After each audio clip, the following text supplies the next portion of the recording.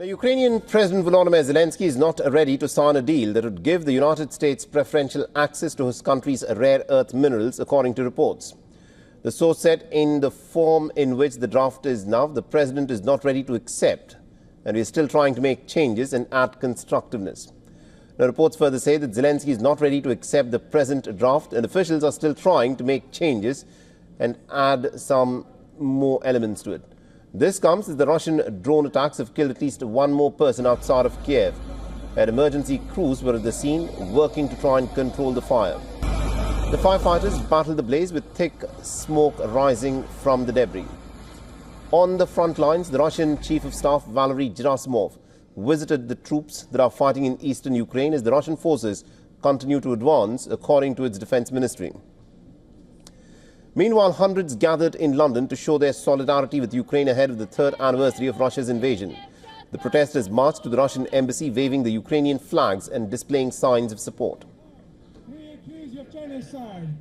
And the message to Trump as well, who all we know is sitting down with another dictator, Putin, trying to impose a peace deal. The United Kingdom has been a pretty staunch supporter of Ukraine, imposing sanctions on Moscow, providing financial and military aid to Kiev, and welcoming over 250,000 Ukrainian refugees.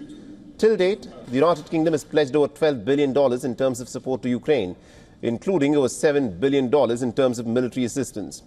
At the United Nations, the United States is pushing for a simple, historic resolution to end the war. However, unlike the Ukrainian draft, the US proposal neither mentions either Russia's occupation or the Ukrainian territory, nor does it blame Moscow for the invasion. Now, Russia's ambassador to the United Nations, Vasily Nebenzia, has called it a pretty good move, but has noted that it fails to address the root cause of the conflict.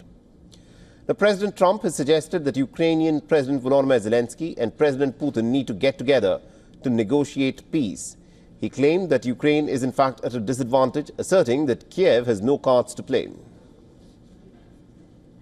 I think that President Putin and President Zelensky are going to have to get together because, you know what, we want to stop killing millions of people. You have young soldiers being killed. If you saw the pictures that I saw of the battlefield from satellite, you've never seen any pictures like that.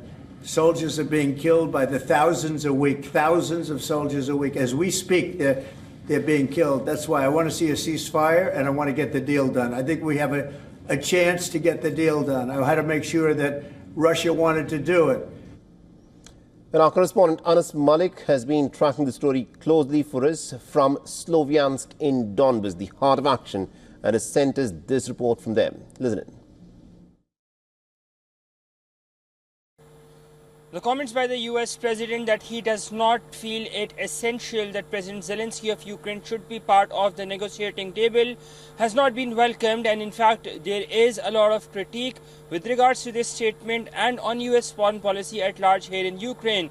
The Ukrainian government officials maintain that any deal without Ukraine on Ukraine will not be acceptable, neither it will be a binding, and that the response of European allies would be quite decisive when it comes to the comments that have been made by US President Donald Trump. It is also very important to note the fact that the French President Emmanuel Macron and the UK Prime Minister will be meeting President Trump next week at the White House, and what they have to say with regards to such statements that are being considered provocative will be very important and something very closely watched out here in Ukraine. Anas Malik in Kyiv in Ukraine for WION World is One. For all the latest news, download the WION app and subscribe to our YouTube channel.